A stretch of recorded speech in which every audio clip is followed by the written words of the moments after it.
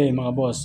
Sa video na ito, tuturo ko po sa inyo ngayon ang actual na pag-wiring ng ating electric fan stator.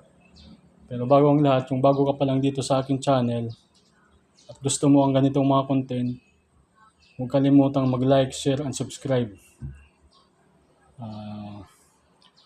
Dito sa ating mga boss, meron tayong ito po yung ating electric fan stator. Ito mga boss. Meron tayo ditong selector switch, capacitor, at ito po mga boss, ang kanyang easy plug, ang saksakan. Paano ba ang kanyang koneksyon mga boss? Dito sa ating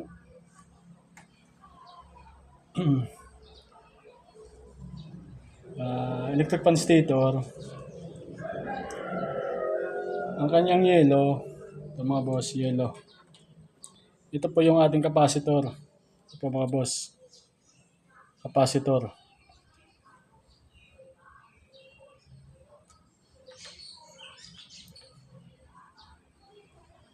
At ang white naman mga boss, ito po ang kanyang number 1.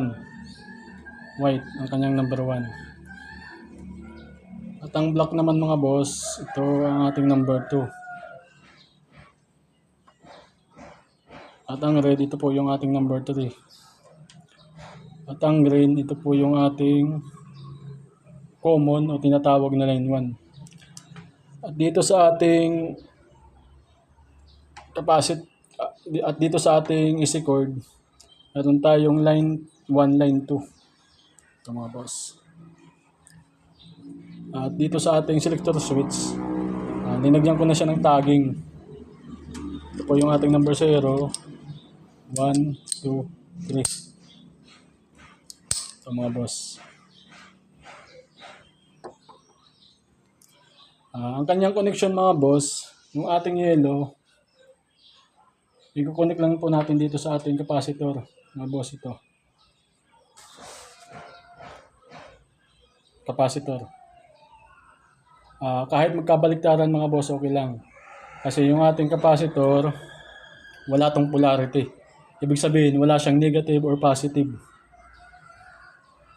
Ito mga boss. Yung dalawang yellow, papunta sa ating capacitor. Ito mga boss.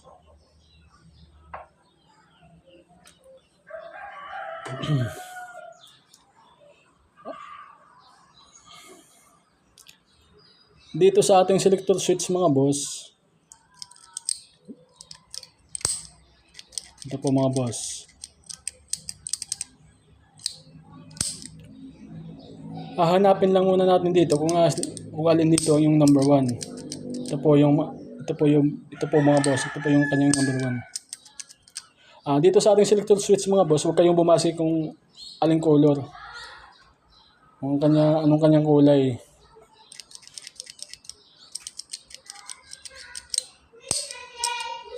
Dito kayo sa ating selector switch, huwag dito sa ating mga wire. So ang kanyang number 1 ay white.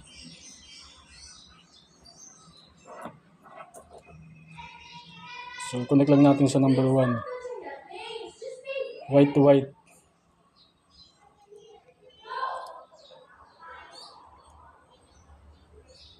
Tapos yung kanyang number 2 ay color black. Ito po mga boss, black.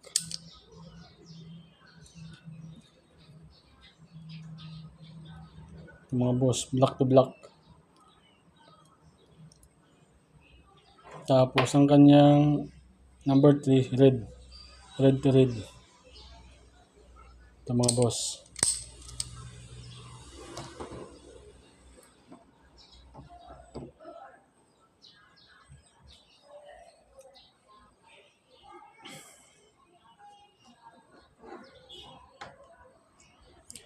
Dito sa ating easy cord mga boss, meron tayong line 1, line 2.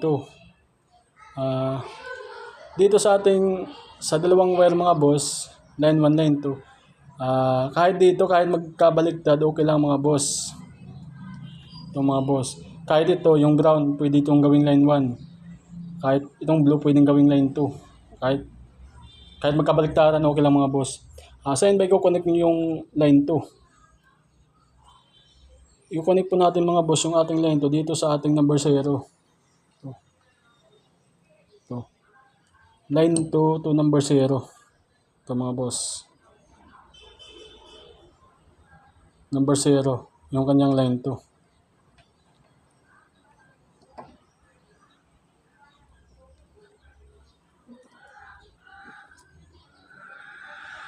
Ito mga boss.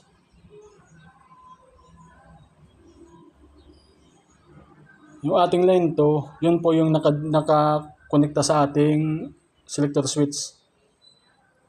Nakakonect po siya sa ating number 0. Ito mga boss.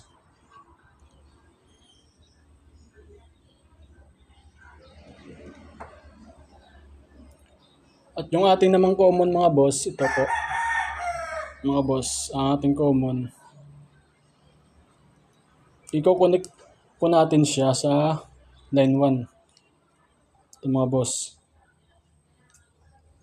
Yung ating line 1 at yung ating common, ito po yung nakabukod sa ating selector switch.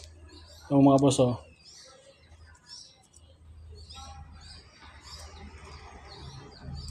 Siya po ang nakabukod sa ating selector switch. Ito mga boss. Itong line 1, tinatawag din itong common.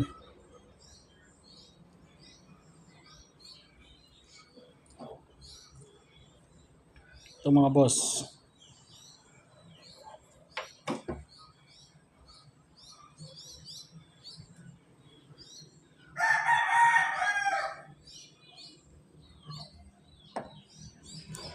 Dito sa ating selector switch mga boss, huwag kayong bumase dito sa kulay.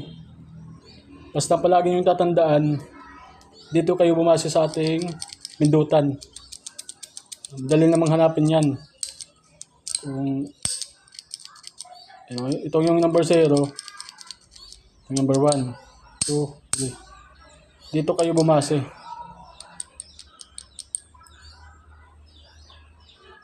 Ito po mga boss. Yung ating line 2, nakakonect po siya sa ating number 0. Ito, line 2 to number 0. At yung ating line 1, yung ating green, yung common, nakakonect po siya sa ating line 1. Ito po mga boss.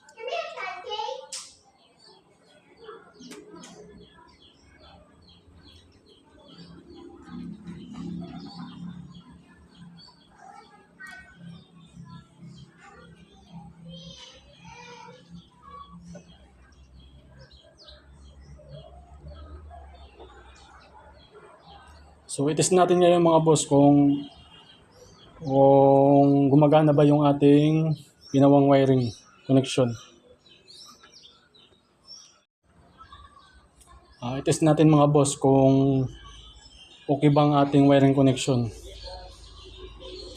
Yung ating digital tester, iset lang natin sa kanyang dito sa kanyang resistance. 2K.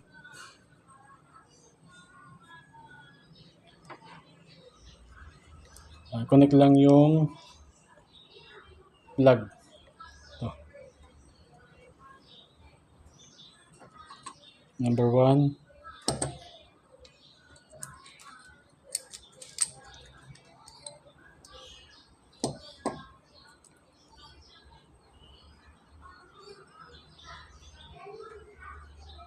Ito mga boss, mayroon siyang 310 ohms.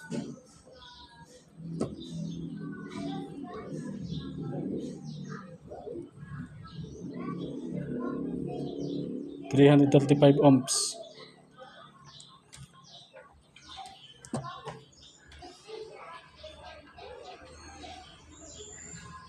Ang ating number 2.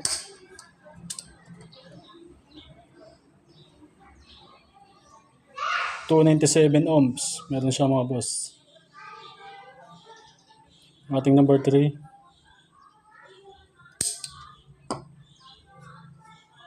$262 ohms mga boss. So ibig sabihin mga boss, goods po yung ating wirings.